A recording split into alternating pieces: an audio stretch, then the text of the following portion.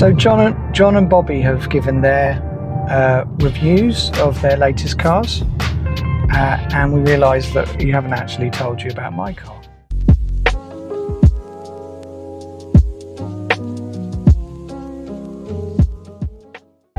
So this is my review of the Polestar 2, how I got it, what it's like to drive, what I like about it, what I don't like, and whether I would get it again. Spoiler, I would. So I'm driving a 2021 long-range dual motor Polestar 2. This one has the Pilot and Plus packs, but not the performance. I needed it because I needed a grown-up car after my midlife crisis car, which was a smart roadster, which is a little thing that if you've never driven before, it's great fun. It's not got the power of Bobby's M2 or Supra, but the car weighs about half as much as those cars. So yeah, it's exceedingly fun to drive, but that's it. It's actually not very practical. And I needed a car that could do commuting up and down the M1, which the Roadster couldn't really. And I wanted to get an electric car. I've driven electric cars for 10 years. Amy's had a Leaf for about 6 of those, and then a MG ZS for another 4 years. And those cars have done a lot of miles. They have become the main car for us, and we've enjoyed driving electric pretty much ever since we had the Leaf. I needed a grown-up car, so I was looking for a saloon, so with a good amount of space, so that it could become our main family car. And I wanted a car, an EV that had a good amount of range, but as a experienced EV driver, I didn't have to have like 300-400 mile ranges. I just needed it to be a serviceable amount. 200 plus was my requirement. And I was looking for a second-hand car, because EVs at the moment are quite expensive to buy brand new. I mean, really any car is expensive to buy brand new, but EVs tend to be more on the premium side. And I saw this on Kazoo. It looked like a good deal at the time. Although if I'd have waited about another 18 months, I would have saved myself quite a lot of money. That's just how cars work, isn't it? Depreciating assets and all that. So what's it been like to drive? Well, it's been a great car. This is a car that fills you with confidence. It's very understated. I mean, I've got a grey car with a grey interior. It's not there to stand out.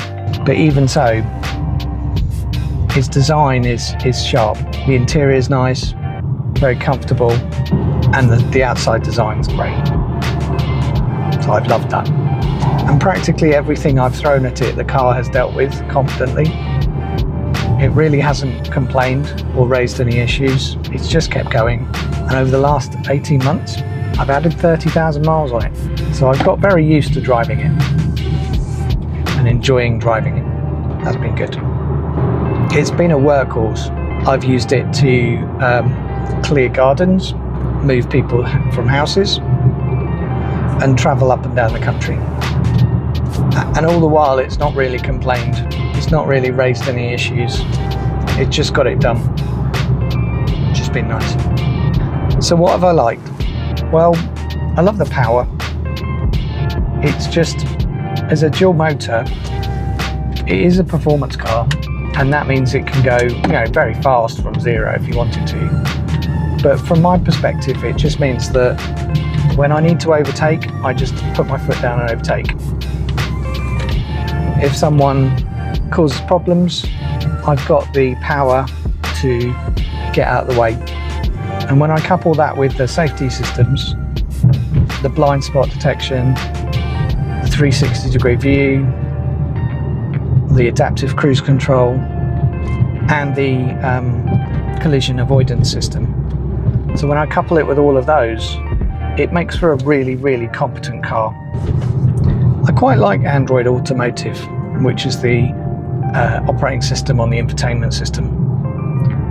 There is a problem with it, which I'll come on to, but it's kind of sleek. and it kind of does everything you need it to. Got Google Maps integrated, you can connect it easy to your phone, and it just kind of works, just kind of delivers and gets out of the way. And that I like a lot. I like the feeling of space. This isn't a small car at all.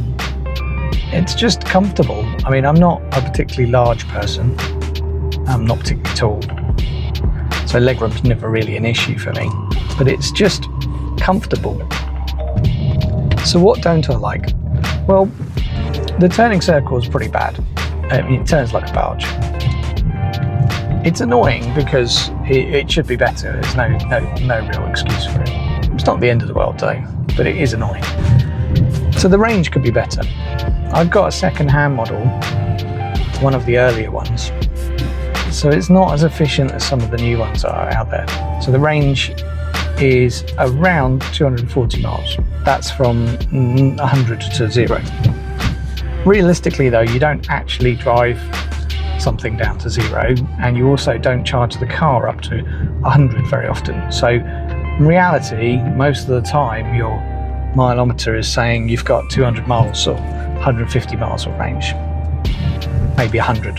That's okay for me, I don't mind it. But some people would find that annoying, particularly if you've not had an EV before. The new Polestars are better and they're more efficient, but the other part of it is you've got to remember what you're driving. So this is a 2.6 ton car with a 78 kilowatt hour battery. It's not light and it's not going to be massively efficient. If you want that, just get a different car. But you don't often choose your cars for efficiency, so it's kind of a bit of a moot point. The fact is, if you need to go further than you can drive, than your range says, it'll just offer you options for where to charge.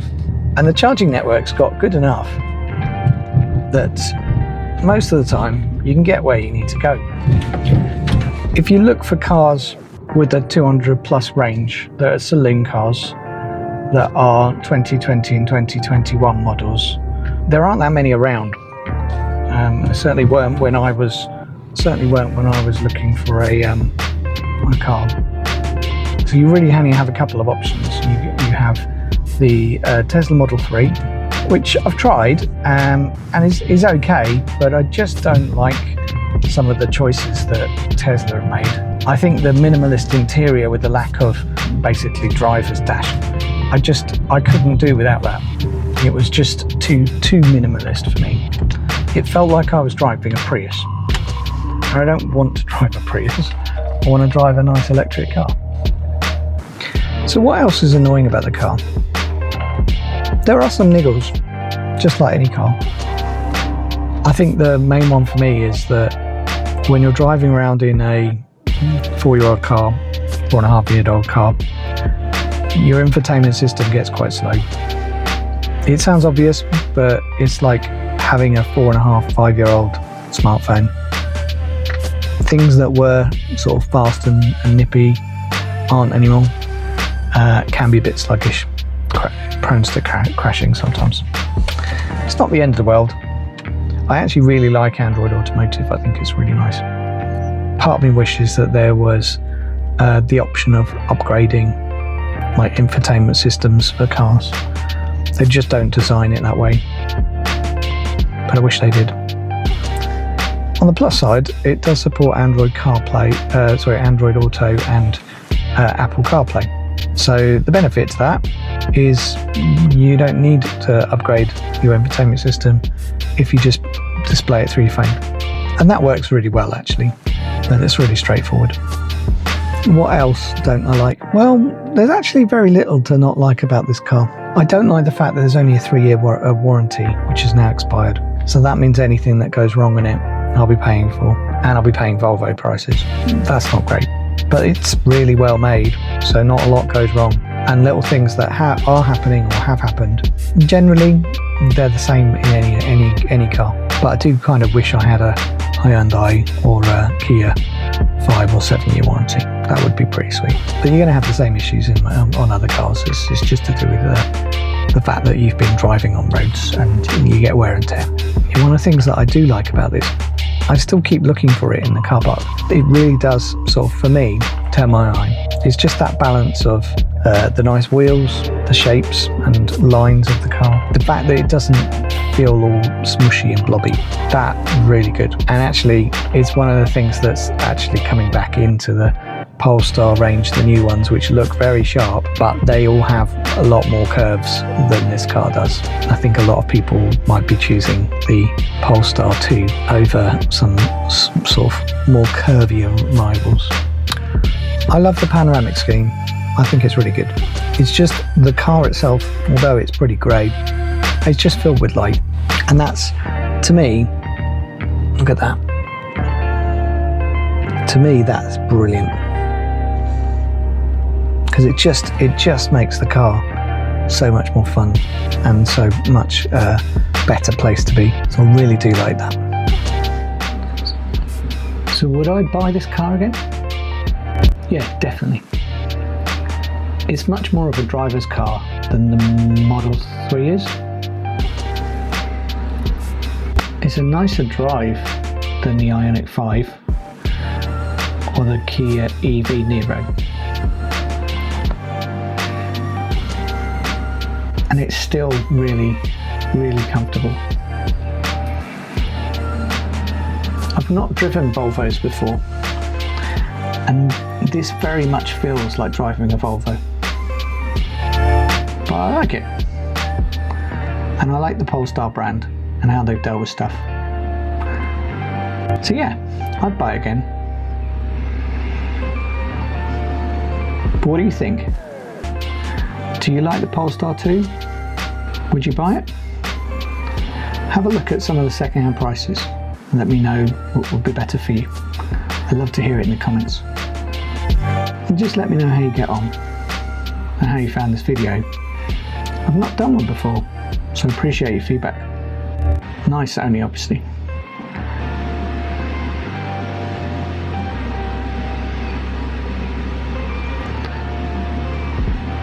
Thanks for watching. See you in the next one.